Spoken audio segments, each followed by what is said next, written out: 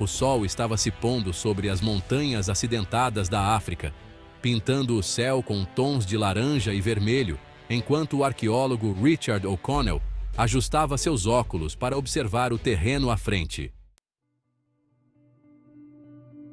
Para muitos, essa expedição seria a última chance de encontrar os olhos do leopardo, uma joia lendária, cuja história estava envolta em mistério e tragédia.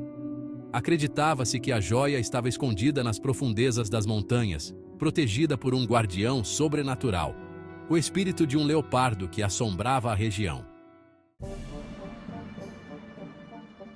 Richard, um homem cético e metódico, não dava atenção às histórias que os guias locais contavam.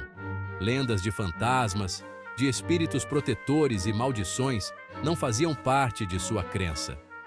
Ele estava ali por fatos, por história e principalmente pela joia, que poderia mudar sua carreira. O brilho de os olhos do leopardo não era apenas simbólico, mas literal. As joias, diziam, eram pedras preciosas incrustadas nos olhos de uma estátua antiga, e quem as encontrasse seria rico além da imaginação. A expedição estava em andamento há semanas, com poucos avanços, mas algo mudara nos últimos dias. Os guias, que antes faziam piadas e eram falantes, agora pareciam inquietos, olhando constantemente por sobre os ombros, como se esperassem ver algo os seguindo. Richard não pôde deixar de notar. Naquela manhã, um dos guias mais experientes, chamado Maliko, recusara-se a continuar, alegando que algo os estava observando. Ele disse ter visto, ao longe, o vulto de um leopardo entre as árvores. "O espírito está nos avisando", sussurrou Maliko, os olhos arregalados de medo. "Devemos ir embora antes que seja tarde." Richard, contudo, não deu ouvidos. Ele estava perto, sentia isso. Os indícios arqueológicos apontavam para uma caverna que eles estavam prestes a encontrar, e desistir agora era impensável. Com um aceno de mão, dispensou os receios do guia e liderou o restante da equipe adiante. A floresta ao redor da montanha era densa e silenciosa, exceto pelo ocasional farfalhar de folhas. O silêncio, porém, era perturbador, quase opressivo.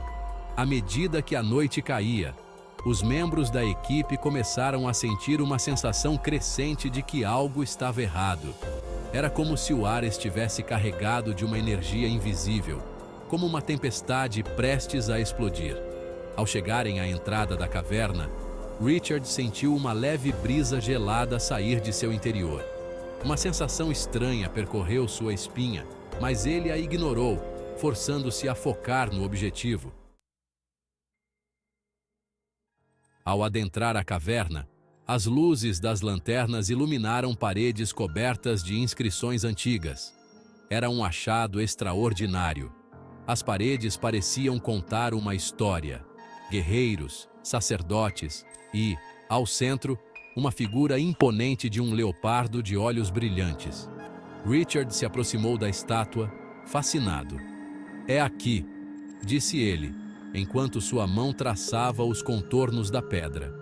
Os olhos do leopardo pareciam brilhar com uma luz própria, e era claro que essa estátua era a chave para encontrar as joias. De repente, um vento gélido percorreu a caverna, apagando algumas das lanternas. A equipe ficou tensa, e um dos assistentes arqueológicos deu um passo para trás. "Eu não gosto disso", ele sussurrou. "Sinto que algo está nos observando." Antes que Richard pudesse responder, um rugido baixo e ameaçador ecoou pelas paredes da caverna. O som fez com que todos se congelassem no lugar. O rugido era profundo, cheio de raiva. Parecia vir de todos os lados ao mesmo tempo, mas quando Richard girou, sua lanterna captou o brilho de olhos dourados na escuridão, olhos que o observavam de uma fenda na rocha. "O leopardo", alguém murmurou com a voz tremendo de terror. Os guias já haviam alertado Richard sobre isso. Diziam que quem estivesse perto demais de encontrar a joia veria o espírito do leopardo. Mas, naquele momento, as advertências pareciam mais reais do que ele gostaria de admitir. Richard avançou lentamente em direção à estátua, determinado a continuar. Ele começou a examinar a pedra, buscando um mecanismo oculto. Mas à medida que se aproximava, o rugido parecia aumentar de intensidade e as paredes ao redor pareciam se fechar sobre ele. De repente, um dos guias soltou um grito de horror. Virando-se, Richard viu uma sombra colossal à forma de um leopardo de proporções fantasmagóricas surgir da escuridão. Seus olhos brilhavam com uma luz intensa e antinatural. O que é isso?" gritou um dos assistentes enquanto todos começavam a recuar. O leopardo, no entanto, não os atacou. Ele apenas ficou ali, parado, observando-os. E então, de maneira assustadora, desapareceu, como se nunca tivesse estado ali. Richard, com o coração acelerado, respirou fundo. "Isso é impossível", ele murmurou. Mas no fundo, algo em sua mente começou a mudar. As lendas talvez fossem verdadeiras. Talvez o leopardo fosse realmente o guardião da joia, mas havia mais. Ele sabia que não podia recuar agora. Se o leopardo aparecera, significava que estavam perto. Foi então que Richard compreendeu a verdade.